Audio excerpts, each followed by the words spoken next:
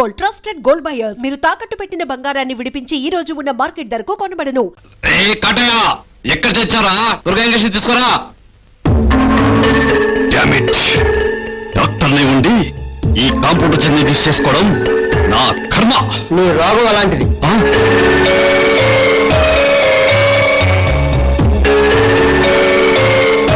ఎవరు నువ్వు? శిష్టులను రక్షించలేకపోయినా దుష్టులను శిక్షించడానికి వచ్చిన శ్రీకృష్ణ భగవానుడి. నీకు మెంటలా? కాదు, పిచ్చి. నీలాంటి కన్నింగ్ డాక్టర్స్ ని వేటాడే పిచ్చోడిని. రై, నీకున్న రోగానికి ఇంజెక్షన్ చేయించుకోకపోతే నువ్వు బతకవని నాకు తెలుసు. అందుకే ఇది నీకు ఇవ్వను. ప్లీజ్ ముందు ఇంజక్షన్ చెయ్యి, లేకపోతే చేస్తాను. Please please sir. నువ్వు చావాలనే కదా నేను ఇవ్వనంటున్నది. నీకు నేనేం ద్రోహం చేశాను? నాకు కాదురా నువ్వు ద్రోహం చేసేది, నువ్వు వృత్తికి ద్రోహం చేస్తున్నావు. నువ్వే. నువ్వు సబార్డినేట్ చేసిన ద్రోహం గుర్తు రావట్లేదా? త్వరగా గుర్తు తెచ్చుకో. ఆలస్యం చేశావనుకో ఈ ఇంజెక్షన్ నీకు ఇవ్వను. గుర్తు తెచ్చుకో. ఇదే రూమ్ లో, ఇదే టేబుల్ మీద ఇదే ఇంజెక్షన్ చేయించుకుంటున్నావు.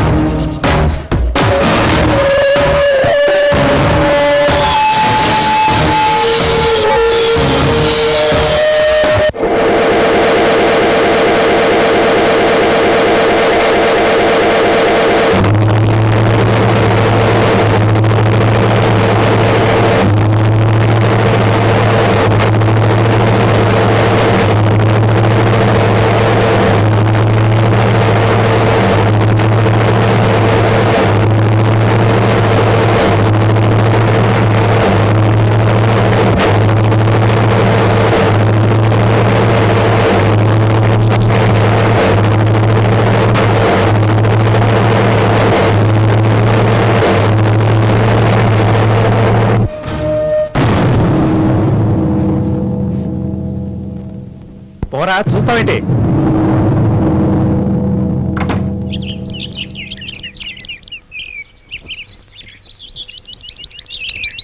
ఈ రోజు ఇంట్లో ఫంక్షన్ ఉంది. ఆ ఆస్తి వ్యవహారం తర్వాత మాట్లాడదాం. నేను తర్వాత ఫోన్ చేస్తాను. ఏంటే? మీకోసం షార్ట్లు వేసుకుని ఎవరు కుర్రాళ్ళు వచ్చారండి.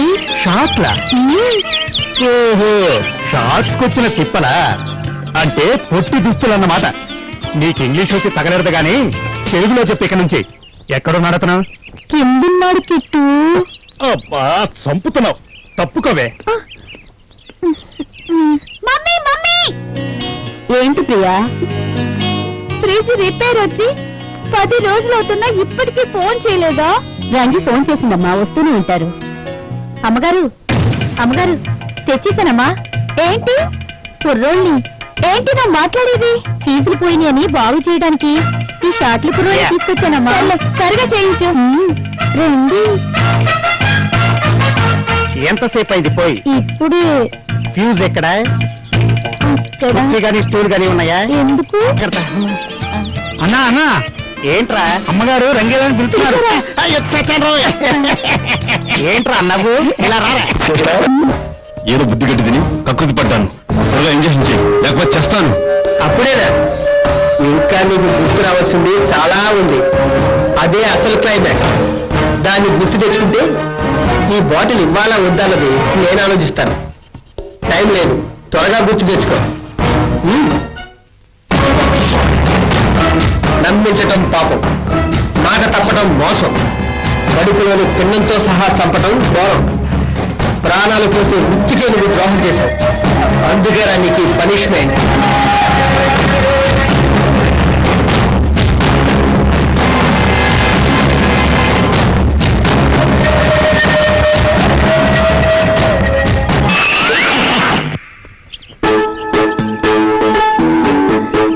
అక్కడ ఆశీర్వకండి, ఇక్కడ ఆశీర్వకండి, ఆశీర్వకండి, ఆశీర్వకండి.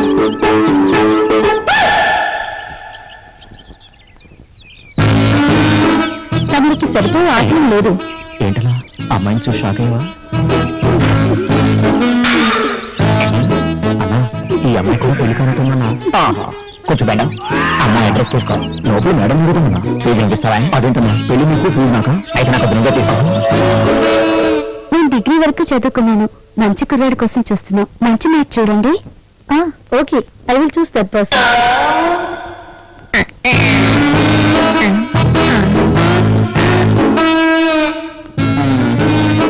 మీదే కారు బెంజ్ అంత పెద్ద కారుకి ఇంత చిన్న కీ అని ఎవరైనా అడిగారా అదే ఎవరు అడగరు అమితాబ్ బచ్చన్ జయబాద్రి కాంబినేషన్ లా నాకు 6 అడుగుల అందగతే పూజా భద్ర కావాలి కమా కమా ఎంత ఖర్చైనా పర్లేదు ముందు మీ బాస్ సంగతి వెళ్ళనివ్వండి బాస్ సంగతి పక్కన పెట్టు ముందు నా సంగతి ఏంటో చూడు ఐ వాంట్ పూజా భద్ర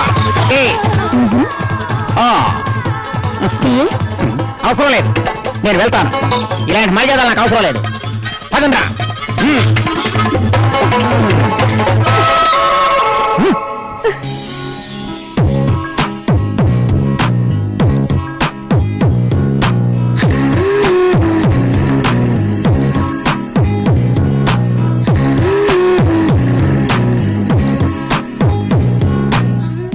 బలరాం గారు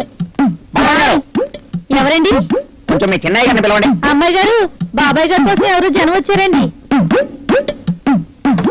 జనమా నేను ఒక పని చేయడు చేసిన పనికి దాక్కోవడం నమస్కారం అండి మొక్కంత మనిషిని చెట్టంత బరువు నా మీద వేశారు అందుకే ఇలా అయిపోయాను పరువు ప్రతిష్ట అంటారు మన పెళ్లి చూపులకి టూర్కి వెళ్ళావా ఆ టూర్ లో మేకప్ మెన్ వాళ్ళ అసిస్టెంట్ కాస్ట్యూమ్ వాళ్ళ అసిస్టెంట్ పని వాళ్ళు డ్రైవర్లు వాళ్ళందరికీ డబ్బులు ఇవ్వాలమ్మా వాళ్ళందరూ నా మీద పడుతున్నారు దయచేసి డబ్బులకి పుణ్యం కట్టుకోనమ్మా బాబాయ్ ఇంట్లో లేరు రేపు రండి ఆయన ఇవ్వకపోయినా నేను ఇస్తాను అలాగేనమ్మా అలాగా హలో బాబు ఏయ్ నువ్వు వెళ్ళారా ఏంటమ్మా ఈసారి చూపుల యాత్రకు వెళ్ళేటప్పుడు 2 టికెట్లు రిజర్వేషన్ చేయించు ఎందుకమ్మా నాకే బాబాయ్ పెళ్లి చూపులకి నేనే వెళ్తా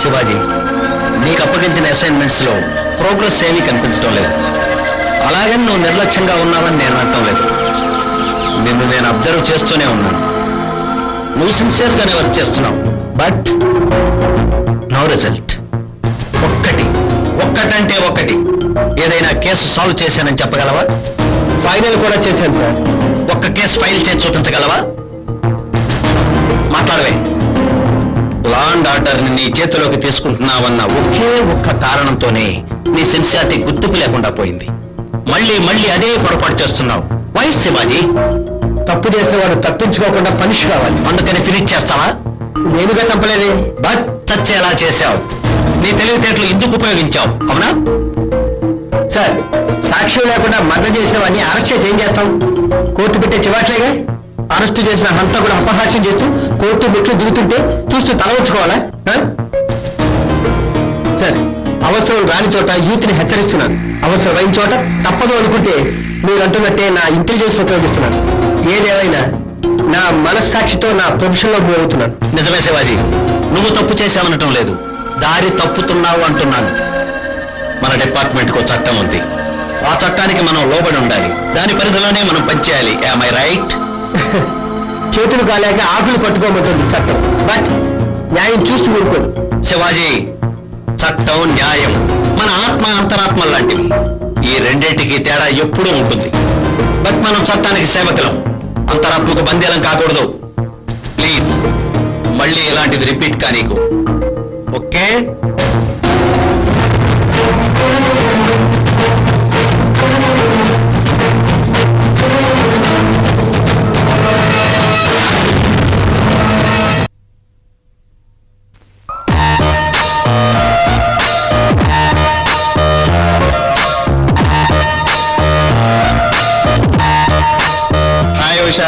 ఏంటి ఇంత లేట్ గా నువ్వు వచ్చేది సారీ కొంచెం లేట్ అయింది ఉషా సరే పద వెళ్దాం పదా చెప్తాగా సరే పద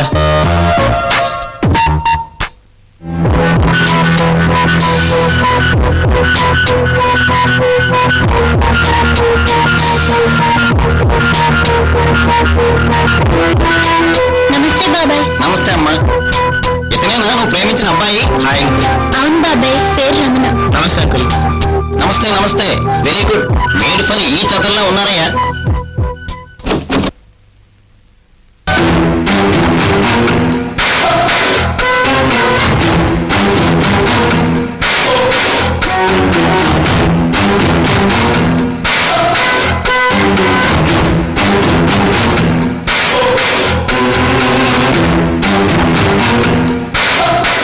కొంచెం ఉండమ్మా.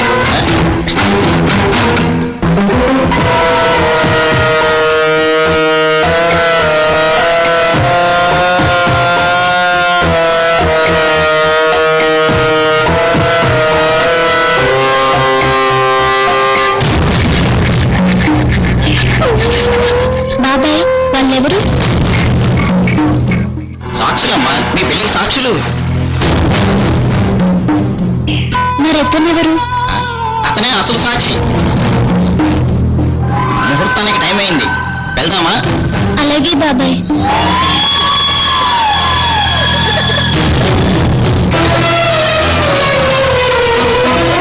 అరే ఎందుకమ్మా కన్నీళ్ళు? నువ్వేం బాధపడకమ్మా, నీ పెళ్లి బ్రహ్మాండంగా జరిపిస్తాను. నా సర్వీసులో ఇలాంటి పెళ్లిళ్ళు కొన్ని వందలు చేయించాను.